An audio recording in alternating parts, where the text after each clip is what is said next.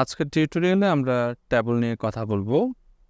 ট্যাবলের ব্যবহার, ট্যাবল এর কিছু পার্ট আমি ভিডিও তৈরি করেছি। যেমন একটা ভিডিওতে ট্যাবল দেখাবো না, একটা ভিডিওতে ট্যাবল দেখালে অনেক বেশি কঠিন মনে হবে। এজন্য আমি এই ভিডিওটাকে 3টি পার্টে ভাগ করেছি। প্রথমে দেখাবো ট্যাবলের বেসিক কিছু জিনিস। সেখানে ট্যাগ হিসেবে ব্যবহার হবে table tag, TR tag, TD tag এবং টিএস ট্যাগ। সবগুলি হচ্ছে কন্টেইনার ট্যাগ। আর অ্যাট্রিবিউট হিসেবে ব্যবহার হবে border, cell spacing, height, width, colspan, rowspan. এই জিনিসগুলোকে আমরা অ্যাট্রিবিউট হিসেবে ব্যবহার করব। হয়তোবা দ্বিতীয় ধাপে যখন আমরা যাব তখন এখানে আর কিছু জিনিস আমরা ব্যবহার করব। এখানে আমরা অ্যালাইনের ব্যবহারটা দেখব, অ্যাট্রিবিউট হিসেবে অ্যালাইনের ব্যবহারটা দেখব। আর অ্যালাইন হিসেবে আরেকটা অ্যালাইনের ভার্সন আছে যেটাকে বলা হয় ভার্টিক্যাল অ্যালাইন। সেটার ব্যবহার আজকে আমরা দেখব না, সেটার ব্যবহার আমরা পরে দেখব। তো যেহেতু আমরা সবগুলো অ্যাট্রিবিউটের ব্যবহার এই ভিডিওতে দেখব না, সেক্ষেত্রে এখানে ট্যাবলটা দেখতে যে ধরনের দেখা যাচ্ছে হুবহু রেজাল্টে সেই ধরনের নাও আসতে পারে। যখন আমরা সবগুলো অ্যাট্রিবিউটের ব্যবহার প্রপারলি দেখে ফেলবো তখন ট্যাবলগুলো দেখতে ঠিক এইরকম হবে। তো প্রথমটা দিয়ে শুরু করতেছি। প্রথমে দেখে নেব আমরা। এখানে আরেকটা ট্যাগ যুক্ত করে নিই আমি। সে ট্যাগের নাম হচ্ছে ক্যাপশন। ক্যাপশন হচ্ছে মূলত ট্যাবলের যে নাম থাকে সেই নামটাকে বলা হয় ক্যাপশন। তাহলে আমরা যদি দেখি এই ট্যাবলের ক্ষেত্রে নাম দেখতে পাচ্ছি আমরা স্টুডেন্ট ইনফরমেশন। তাহলে এক্ষেত্রে স্টুডেন্ট ইনফরমেশন যে লেখাটি আছে সেটি হচ্ছে ক্যাপশন। এই 2 নম্বর ট্যাবলটির ক্ষেত্রে স্টুডেন্ট ইনফরমেশন লেখা আছে, এখানেও সেম। তাহলে এখানের ক্ষেত্রে স্টুডেন্ট ইনফরমেশন হচ্ছে ক্যাপশন। এক্ষেত্রে আমরা দেখতে পাচ্ছি স্টুডেন্ট ইনফরমেশন লেখা আছে, এক্ষেত্রে স্টুডেন্ট ইনফরমেশন হচ্ছে ক্যাপশন। এখানে লেখা আছে অ্যালফাবেটস হচ্ছে এখানে ক্যাপশন। তো তোমরা নিশ্চয়ই বুঝতে পেরেছো ক্যাপশন মানে হচ্ছে ট্যাবলের নাম। তো আমরা HTML এর যে ফরম্যাটটা আছে সেটা দেখে নিই। আমরা এখান থেকে কিছু জিনিস বাদ দিয়ে দিই। এখানে হেডিং তুমি লিখলেও হবে, না লিখলেও হবে, কোনো সমস্যা নাই। তো প্রথমে যে ট্যাবলের যে নামটা আছে নামটা আমরা উল্লেখ করবো। এখানে নাম আছে স্টুডেন্ট ইনফরমেশন। তো নামটা এই বডির ভিতরে আমরা মূলত ট্যাগটা করব, বডির উপর না।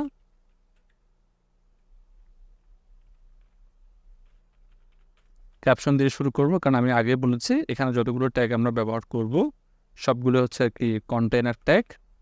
তো 2 ক্যাপশনের মাঝখানে যে অংশটুকু তৈরি হয়েছে সেখানে আমরা ট্যাবলের নামটি দিয়ে দিয়েছি, সেটা হচ্ছে স্টুডেন্ট ইনফরমেশন। এরপরে আমরা আমাদের মূল ট্যাবলটি শুরু করব। ট্যাবল শুরু করতে হয় ট্যাবল দিয়ে এবং শেষ করতে হয় ট্যাবল দিয়ে।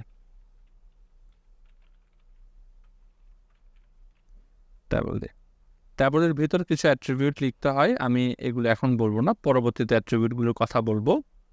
তো এবার আসলে ট্যাবলগুলোকে একটু চেনার চেষ্টা করি। এগুলো হচ্ছে ট্যাবলের কলাম, এই লম্বালম্বিটা কলাম, এটা হচ্ছে কলাম, এটা হচ্ছে কলাম। আর পাশাপাশি এগুলোকে বলা হচ্ছে সেল। তাহলে এই ট্যাবলটার কলাম হচ্ছে 3টা, সেল হচ্ছে 3টা। আর কলাম হচ্ছে 3টা, রো হচ্ছে 3টা, সরি, এই পাশেগুলোকে বলা হয় রো। এবার এখানে প্রত্যেকটি ঘরকে বলা হবে সেল। তাহলে আমরা যদি দেখি প্রথম রোর মধ্যে সেল আছে 3টা, 1টা 2টা 3টা। দ্বিতীয় রোর মধ্যে সেল আছে 3টা, তৃতীয় রোর মধ্যে সেল আছে 3টা। তাহলে প্রত্যেকটা রোর মধ্যে 3টি করে সেল আছে আমরা দেখতে পাচ্ছি। সো আমরা এই যে রোটা আছে প্রত্যেকটি রোকে টিআর বলা হয় ট্যাবলের ভাষায়। আমরা যদি নিচের দিকে একটু দেখি টিআর মানে এখানে রো কয়টা, আমরা 3টা। তাহলে আমাকে 3বার টিআর শুরু করতে হবে, 3বার টিআর শেষ করতে হবে। আর টিআর ফুল ফর্ম হচ্ছে টেবিল রো। সো আমরা একটা দিয়ে শুরু করি, প্রথমে এই টিআর দিয়ে শুরু করলাম, টিআর দিয়ে শেষ করলাম। প্রথম টিআরের মতো ডাটা ছিল 2টা, টিআরের মাঝখানে ডাটা ছিল হচ্ছে 3টা। আমি একটু গ্যাপ দিয়ে লিখছি যাতে করে HTML এর যে কোডগুলো আছে, আমরা যে HTML ভাষাটা লিখছি সেটা যেন প্রপারলি সুন্দর করে বোঝা যায়, এজন্য আমরা এগুলোকে স্পেস দিয়ে নিচ্ছি। তোমরা যদি স্পেস না দিয়ে এখানেও লিখো তাও হবে। তো স্পেস দিয়ে নিলে হবে কি, পরবর্তীতে তুমি যখন রিভিশন দেবে তখন ইজিলি বুঝতে পারবে তোমার কোথায় কি লেখা আছে, কোনো ভুল ত্রুটি আছে সেটা বের হয়ে আসবে। তো প্রথম রোর মধ্যে তোমরা যদি একটু দেখো সেল আছে কয়টা, 3টা, 1টা 2টা 3টা। তার মানে আমরা ধরে নিচ্ছি এগুলো হচ্ছে ডাটা। এটা একটা ডাটা, এটা একটা ডাটা, এটা একটা ডাটা। এই ডাটাকে বলা হচ্ছে কি টি ডি বা টেবল ডাটা। তাহলে আমরা টিডি দিব হচ্ছে এখানে 3টা। পরবর্তীতে আমি আরেকটা জিনিস দেখাবো টিএইচ, সেটা যখন দেখাবো আমরা সেকেন্ড টেবলটা করার সময় দেখবো বিষয়টা, তখন তোমরা বুঝতে পারবে। তো আমরা 3টা টিডি দিয়ে নিই, যেহেতু আমাদের এখানে 3টা সেল আছে। প্রথম যদি একটু খেয়াল করো, প্রথম টিডির নাম হচ্ছে নেম, এরপরের নাম হচ্ছে রোল, এরপরের নাম হচ্ছে জিপি। আমরা এগুলো লিখে দিয়ে ফেলি এখানে, নেম, এরপরটা হচ্ছে রোল, এরপরটা হচ্ছে জিপিএ। এরপরে এই প্রথম দেখো আমাদের প্রথম টিয়ারের কাজ শেষ, এরপরের টিয়ার আমরা শুরু করব। এরপরের টিয়ারের প্রথম সেলের ডাটার নাম হচ্ছে কামাল এবং একটা রোল নাম্বার হচ্ছে 1001 এবং জিপিএ 5-এর কথা উল্লেখ করা আছে। সো আমরা আবার টিয়ার শুরু করছি, যেহেতু এটা দ্বিতীয় টিয়ার। আমাদের যতগুলো টিয়ার থাকবে, রো থাকবে, ততবার তোমাকে টিয়ার শুরু করে টিয়ার শেষ করতে হবে। আর তাদের মধ্যে যতগুলো ডেটা থাকবে ততবার তোমাকে টিডিগুলো লিখতে হবে। তো এখানে আছে টিডি আছে 3বার, আমরা 3বার লিখব টিডি টিডি। আমি কপি করে বসাই দিচ্ছি যাতে করে আমাদের তাড়াতাড়ি হয়। প্রথম টিডির নাম হচ্ছে, তুমি যদি দেখো 2 নম্বর রোতে প্রথম টিডির নাম হচ্ছে কামাল, এরপরের নাম হচ্ছে 1001, এরপরের নাম হচ্ছে জিপিএ 5, মানে 5.00 লেখা আছে। তো আমরা এখানে লিখি কামাল, এখানে হবে 1001, এখানে হবে 5.00।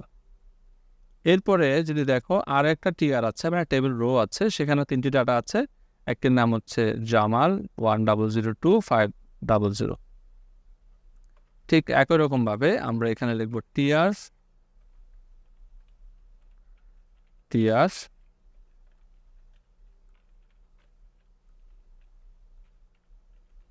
টিডি দিয়ে শুরু করলাম। আমরা এখানে ঠিক একই রকমভাবে টিডি লিখব 3বার, যেহেতু 3টা আছে। এরপরটার নাম হচ্ছে জামাল 1002 এবং জিপিএ হচ্ছে 5.00।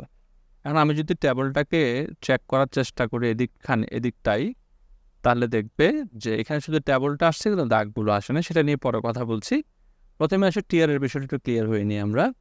যদি এদিকে লক্ষ্য করো তাহলে এখানে আমাদের টিয়ার ছিল 3টা, একটা টিয়ার শুরু হয়েছে, এই টিয়ারটি এখানে শেষ হয়েছে, এখানে শুরু হয়েছে, এখানে শেষ হয়েছে। প্রথম টিয়ারের মতো ডাটা ছিল 3টা, এই জন্য আমরা 3বার লিখেছি। তোমার ক্ষেত্রে 2টা থাকতে পারে, 4টা থাকতে পারে, 5টা থাকতে পারে, যতবার থাকবে টিডি ততবার লিখবে। এই দ্বিতীয়টার মধ্যে ডাটা ছিল কয়টা? আমাদের এখানে ডাটা ছিল হচ্ছে 3টা, আমি 3বার লিখেছি টিডি এবং ডাটাগুলো লিখেছি। একই রকমভাবে 3 নম্বরটার মধ্যে ডাটা ছিল 3টা, আমি 3বার লিখেছি।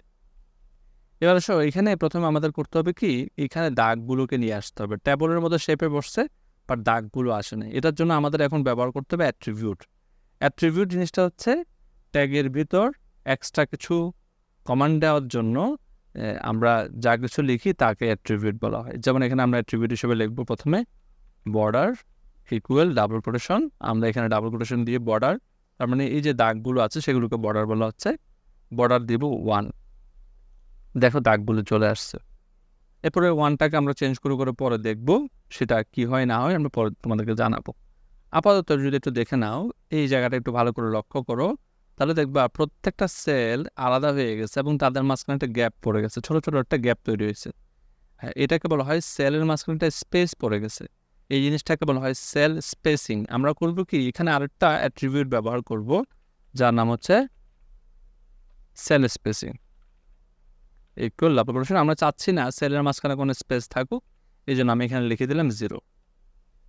এবার দেখো এখানে সেলগুলোর মাঝখানে কোনো স্পেস নাই। তুমি যদি 0-র পরিবর্তে 5 লিখো তাহলে দেখবা সেলগুলোর মাঝখানে 5 পিক্সেল সমপরিমাণ গ্যাপ পড়ে গেছে। দেখো, এই জন্য আমরা সবসময় চেষ্টা করব এখানে 0 রাখার জন্য। আমি চাচ্ছি না সেলগুলোর মাঝখানে গ্যাপ থাকুক। কখনো যদি গ্যাপের প্রয়োজন পড়ে তখন তুমি গ্যাপ ইউজ করতে পারবে। এবার আসলে এখানে আমি যে 1টা লিখলাম সেটার বিষয়ে আসে। 1 লাইনে যদি আমি 2 লিখি, তুমি এদিকে খেয়াল করবে এটা তুলনামূলক আগের চেয়ে একটু গাঢ় হয়ে গেছে। 2 না লিখে যদি 3 লিখি, আগের চেয়ে আর একটু গাঢ় হয়ে গেছে। তুমি যদি এই দাগের গাঢ়ত্ব বা বোল্ডকে বাড়াতে চাও তাহলে তুমি এখানে নাম্বারটা বাড়াবে। আমার পরামর্শ হচ্ছে এখানে 1 রাখতে পারো। আর আরেকটা জিনিস খেয়াল করবে, ট্যাবলগুলোর কিন্তু এক একটার এক এক সাইজ। পরীক্ষাতে যদি ট্যাবলের সাইজ উল্লেখ করা থাকে তুমি ট্যাবলের সাইজ লিখবে, আর ট্যাবলের কোনো সাইজ উল্লেখ করা না থাকলে তোমাকে লিখতে হবে না, কারণ আমি যেটা তোমাকে দেখাচ্ছি সেটা হচ্ছে প্র্যাকটিক্যাল ভিউ, আর তুমি যেটা পরীক্ষায় করবে সেটা হচ্ছে খাতার মধ্যে লেখা থাকবে, এরকম প্র্যাকটিক্যাল ভিউ দেখার কোনো সুযোগ নেই। সো এখন যদি তোমার কাছে প্র্যাকটিক্যাল ভিউ দেখার সুযোগ আছে, তুমি এটার সাথে যদি এটাকে কম্পেয়ার করো তাহলে দেখতে পাবে এটার সাথে এটা মিলছে না। কিন্তু তুমি যখন খাতায় লিখবে এরকম প্র্যাকটিক্যাল ভিউ দেখার সুযোগ নেই। এই জন্যই আমি বলছি, যদি পরীক্ষায় এটার হাইট উইটের কথা উল্লেখ না থাকে তাহলে হাইট উইট লেখার দরকার নেই। আর যদি উল্লেখ থাকে, ধরে নাও এই প্রথম টেবলটার ক্ষেত্রে হাইট উইট উল্লেখ আছে এভাবে করে, ধরো বলে দেওয়া হয়েছে 300 ইন্টু 200 এভাবে বলে দেওয়া হয়েছে, তাহলে প্রথম যেটা উল্লেখ থাকবে, প্রথম যে উল্লেখটা থাকবে, এভাবে হাইট উইট স্পেসিফিকলি বলে দেওয়া থাকবে না। প্রথম যেটা উল্লেখ থাকবে সেটা হচ্ছে উইট, আর পরে যেটা উল্লেখ থাকবে সেটা হচ্ছে হাইট। তাহলে এখানে উইট হচ্ছে 300, হাইট হচ্ছে 200। আমরা এটা লিখে ফেলি, এখানে উইট হচ্ছে 300। দেখো এখন এটা দেখতে অনেকখানি এটার মতো মনে হচ্ছে, আস্তে আস্তে এটা শেপে চলে আসতেছে। তবে পরীক্ষা উল্লেখ না থাকলে লেখার দরকার নেই, যেহেতু তোমরা অনেকে শেপটা বুঝতে পারবে না, এই জন্য আমি দেখিয়ে দিচ্ছি। আপাতত আমি ধরে নিলাম এটার কোনো উইটের কথা পরীক্ষায় উল্লেখ করা নাই, সরি হাইটের কথা উল্লেখ করা নাই, আমি হাইটটা লিখবো না। হাইটের কথা তুমি লিখতেও পারো, নাও লিখতে পারো, কিন্তু পরীক্ষায় উল্লেখ করা থাকলে লিখবে, না করা থাকলে শুধু শুধু লেখার কোনো প্রয়োজন নেই। এবার আসো, আমরা প্রথম টেবলের কাজ আমাদের মোটামুটি শেষ।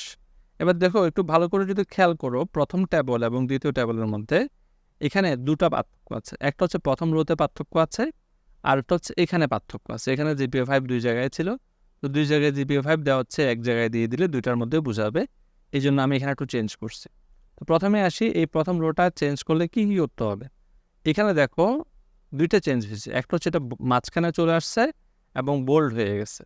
যদি কোনো লেখা বা ডাটা মাঝখানে চলে আসে এবং বোল্ড হয়ে যায়, তাহলে আমরা এই জায়গার মধ্যে টিডির পরিবর্তে টিএইচ ব্যবহার করব, কারণ মাঝখানে চলে আসলে এবং বোল্ড হয়ে গেলে এটা ডাটা থাকে না, এটাকে বলা হয় তখন হেডিং। তখন ডির পরিবর্তে আমরা এস লিখবো। দেখো শুধুমাত্র নেমের মধ্যে পরিবর্তন করছি, রান করে দেখি, দেখো এটা মাঝখানে চলে আসছে এবং বোল্ড হয়ে গেছে। এটা সেমভাবে করতে চাইলে ডির পরিবর্তে এস দিয়ে দেবো, রান দেখো হয়ে গেছে। এখানে যদি করতে হয় আমরা সেমভাবে কাজটা করব। যদি এটা একদম ট্যাবলের শুরুতেই হয়, বিষয়টা কিন্তু এরকম না, এটা ট্যাবলের যে কোনো জায়গাতেও হতে পারে। ধরো এখানে হতে পারে, এখানে হতে পারে, এখানে হতে পারে, যে কোনো জায়গায় হতে পারে। যদি দেখো লেখাটা মাঝখানে এবং বোল্ড দুইটা কাজ একসাথে হচ্ছে, তখন ধরে নেবে এটা হচ্ছে একটা টিএইচ, তখন টিডি লিখে হবে না। ধরে নাও তোমার কোনো ডাটার মধ্যে বা সেলের মধ্যে শুধুমাত্র বোল্ড আছে, শুধু বোল্ড থাকলে টিএস লেখা যাবে না। আবার শুধুমাত্র ডাটাটা মাঝখানে বা সেন্টারে থাকলেও এটাকে টিএস লেখা যাবে না। একসাথে দুটা হতে হবে, মাঝখানেও থাকতে হবে এবং বোল্ডও হতে হবে। দুটা একসাথে হলে শুধুমাত্র এটাকে টিএইচ বলা যাবে, আদারওয়াইজ এটাকে টিএইচ বলা যাবে না। শুধু ধরে নাও এই যে আমাদের 102 এটা বোল্ড করতে হবে, তখন তুমি এখানে এই যে 102 কোথায় আছে, এখানে এখানে একটা বোল্টেক দিয়ে দিলে হয়ে যাবে। তার আগে একটা বিটেক, পরে একটা বিটেক, তখন এটাকে বোল্ড করতে চাইলে এভাবে করতে হবে, অন্য কোনো ওয়ে নাই। আরেকটা পরিবর্তন হয়েছে, সেটা হচ্ছে এই দুইটা জিপিএ 5 আমাদের এক হয়ে যাবে, এক হয়ে শুধুমাত্র একটা উল্লেখ হবে। এখন যদি ধরে নাও এই যে 5 এটা কত নম্বর রোতে আছে, দেখো প্রথম রোতে ডাটা আছে কয়টা, 3টা, নেম, রোল, জিপিএ। এরপরে রোতে ডাটা আছে 3টা, কামাল 101, আর এটা হচ্ছে দ্বিতীয়টার মধ্যে চলে আসছে। তৃতীয়র মধ্যে ডাটা আছে কয়টা মাত্র, তোমরা যদি একটু খেয়াল করো, ডাটা আছে মাত্র 2টা, সেটা হচ্ছে একটা হচ্ছে জামান, একটা হচ্ছে তার রোল নাম্বারটা। কিন্তু জিপিএ যে 5-এর অপশনটা ছিল সেটা কোথায় চলে গেছে, এই 2 নম্বর রোতে চলে গেছে, সেটা 3 নম্বর রোতে আলোচনা হবে না। তো সেক্ষেত্রে আমরা করবো কি, 3 নম্বর রোতে যে 5টা আছে সেটাকে প্রথমে আমরা এখান থেকে মুছে দেবো, মানে ডিলিট করে দেবো। এবার চেক করে দেখো এটা উপরে চলে আসছে, কিন্তু আমরা এই দুইটা ঘরকে এখন এক করব। এই দুইটা ঘরকে যদি আমরা এক করতে চাই, আমাকে আরেকটা অ্যাট্রিবিউটের ব্যবহার করতে হবে, যেটা আমি লিখেছিলাম এখানে। এটার নাম হচ্ছে রো স্প্যান। রো স্প্যান কখন ব্যবহার করতে হয়, যখন দুইটা রো এক হয়ে যায় বা 3টা রো এক হয়ে যায়, অর্থাৎ একাধিক রো যখন এক হয়ে যায় তখন সেখানে লিখতে হয় রো স্প্যান। আর একাধিক কলাম যেখানে একসাথে হয়ে যায় সেটাকে লিখতে হয় কল স্প্যান, যেটার ব্যবহার আমরা এই 4 নম্বর ট্যাবলে এসে শিখব। আপাতত আমরা শিখে নিচ্ছি যে এইখানে দুইটা রো, যেখানে এখানে দুইটা রো ছিল আগে, কিন্তু এখানে এসে সেই দুইটা রো হয়ে গেছে কয়টা রো? একটা রো। দুইটা রো যেহেতু একটা রো হয়ে গেছে, এখানে আমরা লিখবো হচ্ছে এই জায়গার মধ্যে, দেখো এই জায়গার মধ্যে এই যেখানে GPA 5 ছিল সেখানে দুইটা রো একসাথে হয়ে গেছে। তো আমরা এখানে একটা অ্যাট্রিবিউট লিখবো, এটার নাম হচ্ছে rho span equal double quotation দিয়ে আমরা কয়টা ঘর একসাথে হয়েছে সেটা খেয়াল করব। এখানে দুইটা ঘর একসাথে হয়েছে, এই জন্য আমরা এখানে 2 লিখবো। যদি 3টা ঘর হতো বা 4টা ঘর হতো, যতটা ঘর একসাথে হয়ে যাবে আমরা তত নাম্বার হিসেবে এখানে লিখবো। এবার যদি চেক করি তাহলে দেখো এই দুইটা ঘর একসাথে হয়ে গেছে। এখন যদি আরেকটু খেয়াল করো, এখানে এই ডেটাটা মাঝখানে চলে আসছে, মাঝখানে। তার মানে এই ডেটাটাকে এখন মাঝখানে কীভাবে আনবো? এটাকে মাঝখানে আনার জন্য আমাদেরকে আরও একটা অ্যাট্রিবিউট ব্যবহার করতে হবে, যে অ্যাট্রিবিউটের নাম হচ্ছে অ্যালাইন অ্যাট্রিবিউট। অ্যালাইন মানে হচ্ছে অবস্থান। প্রথম আমরা এইখানে এটা আগে পরে তুমি দিতে পারো, কোনো সমস্যা নেই। আমরা এখানে লিখবো অ্যালাইন ইকুয়াল ডাবল কোটেশন, এখানে লিখবো সেন্টার। দেখো মাঝখানে চলে আসছে।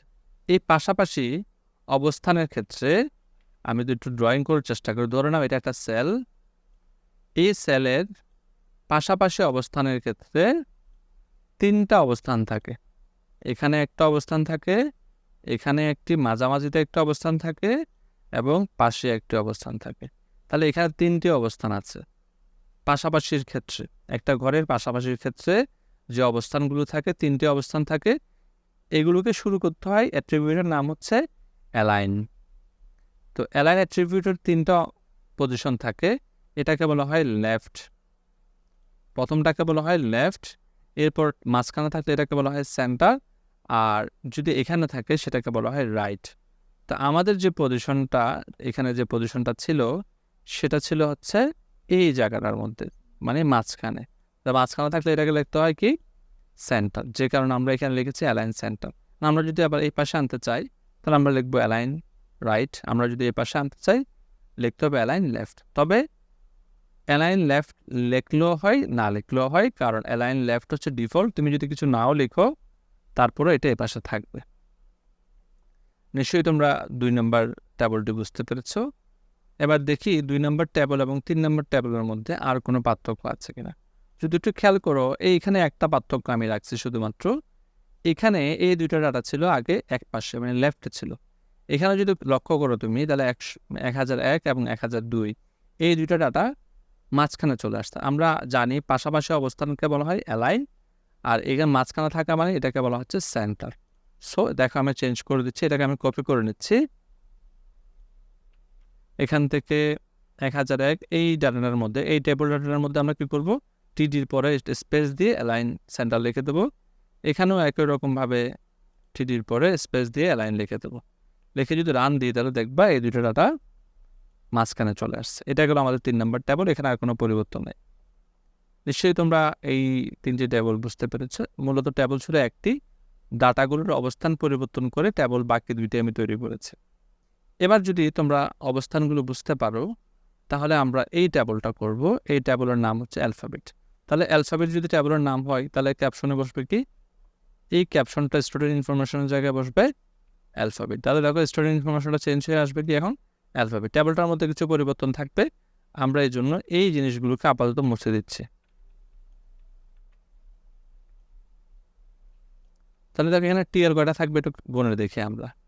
তাহলে এখানে যদি দেখি, প্রথমে দেখো ভালো করে খেয়াল করো, এখানে ডাটা আছে একটা, টেবিল রো আছে একটা, মাঝখানে একটা 2টা, এখানে আছে একটা 3টা, টোটাল টেবিল রো আছে 3টা। তো প্রথম টেবিল রোতে ডাটা আছে কয়টা? একটা, 2টা, 3টা, ABC। তো আমরা ঠিক একই রকমভাবে প্রথম টেবিল রোতে গিয়ে আমরা এখানে টিডি লিখব, এখানেও টিডি লিখব। প্রথমটাতে ছিল এ, এরপরটাতে ছিল, আমরা এটাকে কপি করে নিয়ে আসছি বি এবং এটাতে সি। তাহলে আমি একটু সংখ্যা চেঞ্জ করে দিচ্ছি, এ, বি এবং সি। রান দিয়ে যদি দেখো এ, বি এবং সি, পরে এদের অবস্থানগুলো পরে ঠিক করব, আপাতত লিখে ফেলছি। পরের টিআরের মধ্যে ডাটা আছে একটি মাত্র। দেখো পরের টিআরের মধ্যে ডাটা আছে শুধু একটা, তাও এটা হচ্ছে খালি ঘর। এটা হচ্ছে খালি ঘর, কারণ এর প্রথম ঘরটা এ নিয়ে ফেলছে আর 3 নম্বর ঘরটাও সি নিয়ে ফেলছে, বাকি আছে 2 নম্বর ঘরটা খালি। সো খালি থাকলে কিছু টেনশন নেই তোমাদের, শুধু শুধু লিখতে হবে কি? এই টিডিগুলো লিখতে হবে, খালি মাঝখানে কিছুই লিখতে হবে না, যেহেতু এখানে কোনো ডাটা নাই তোমাকে কিছু লিখতে হবে না। আর লিখতে চাইলেও লিখতে পারবে, কি লিখতে হবে সেটা একটু পরে বলছি। এরপর আসতেছে 3 নাম্বার টিয়ারের মধ্যে। আচ্ছা, এই টিয়ারের মধ্যে ডাটা আছে, আমরা যদি একটু গুণে দেখি, ডাটা আছে দুটি, একটা হচ্ছে ডি, একটা হচ্ছে ই। ডাটা যদি দুটি থাকে আমরা এখান থেকে কপি করে নিচ্ছি, পরে ঠিক করে নেব। একটা হচ্ছে ডি আর একটা হচ্ছে ই। এবার ট্যাবলগুলোকে আমরা কিছু কাজ করব, কিছু ফিনিশিং দেব। প্রথমে আসো, এই যে এ দেখতেছো, এ দুইটা ঘর নিয়ে আছে। কোন দুইটা ঘর? এটাকে নিচে নিচে নাকি পাশাপাশি, খেয়াল করবে। এ তার নিচে নিচে দুইটা ঘর নিয়ে আছে, তার মানে তার কারণে একটা রো কমে গেছে। আর যদি আমরা জানি রো কমে গেলে এখানে লিখতে হয় কি, রো স্প্যান। ওই ট্যাগের ভিতর লিখতে হবে যে ট্যাগে এ আছে, তার রো স্প্যান হবে 2, যেহেতু দুইটা ঘর নিয়ে নিয়েছে। ঠিক একই রকমভাবে আমরা যদি দেখি সিরও একই অবস্থা, সিও দুইটি ঘর নিয়ে আছে, সেজন্য সিতেও আমরা রো স্প্যান 2 দেব। যদি একটু খেয়াল করো তাহলে এখানে খুব একটা পরিবর্তন লক্ষ্য করা যাচ্ছে না। একটু পরে আমরা পরিবর্তনগুলো দেখাবো, কারণ এখানের মধ্যে আমাদেরকে হাইটের ব্যবহার করতে হবে, আদারওয়াইজ এটা বোঝা যাবে না। একটু পরে ট্যাবলটা দেখবে মিলে গেছে। এবার যদি একটু লক্ষ্য করো, মাঝখানের কথা কোনো ডাটা নেই, আমরা লিখলাম না, কিন্তু মাঝখানেরটাও কিন্তু এখানে শো হচ্ছে, ছোট আকারে শো হচ্ছে। এটা কেন ছোট আকারে শো হচ্ছে একটু পর আমরা ঠিক করব। এবার দেখো ই কয় ঘর নিয়ে আছে? 2 ঘর নিয়ে। 2 ঘরটা কী ধরনের? সে দুইটা কলামের মধ্যে একা বসে গেছে। তো দুইটা কলামের মধ্যে যদি একা বসে, ইতে আমরা এসে দুইটা কলামে যেহেতু সে একা বসে গেছে, এই ই বরাবর যে টিডিটা আছে তারপরে লিখবো হচ্ছে কি আমরা কোলস্প্যান। কোলস্প্যান লিখে সে 2 ঘরে বসছে বিধে আমরা 2 লিখে দিলাম এখানে। এবার সেটাকে আমরা আবার রান দেব, দেন চেক করে দেখবো, দেখো ই 2 ঘরে বসছে। এখন এই যে মাঝখানে যে ঘরটা ছিল আমাদের, সেটা কিন্তু প্রপারলি বোঝা যাচ্ছে না, কারণ এই টেবলটার হাইট ছোট, যে কারণে এটা বোঝা যাচ্ছে না। সো আমরা হাইটটাকে একটু বাড়িয়ে দেই, হাইট ইকুয়াল ডাবল কোটেশন, এখানে যদি আমরা 200 করে দিই তাহলে তোমরা এখন ইজিলি বুঝতে পারবো। দেখো এটা ইজিলি এখন বোঝা যাচ্ছে। আমি 200 না করে, বেশি বড় মনে হচ্ছে, এটাকে 100 করে দিই, তাহলে এটা এখন বোঝা যাচ্ছে। যেহেতু এখানে ডাটা নেই, এটা এখন ভালো করে বোঝা যাচ্ছে না, কারণ এখানে আরো ট্যাবলের ভিতরে আরো কিছু জিনিসের কাজ থাকে। এটাকে বলা হয় পেডিং এন্ড স্পেসিং। এটা আমরা যখন অ্যাডভান্স ট্যাবল নিয়ে পড়াশোনা করব তখন সেগুলো আমরা জানতে পারবো। তখন দেখবে একদম আমি যেভাবে করতেছি একদম পুরোপুরি শেপ সহ সব কিছু মিলে গেছে, আপাতত মিলবে না। এবার আসো এগুলোর আমরা অবস্থানগুলো একটু ঠিক করি। প্রথমটার অবস্থান দেখো, এ মাঝখানে আছে, তাহলে যদি আমরা দেখি এও মাঝখানে, বিও মাঝখানে, সিও মাঝখানে, তিনোটাই মাঝখানে।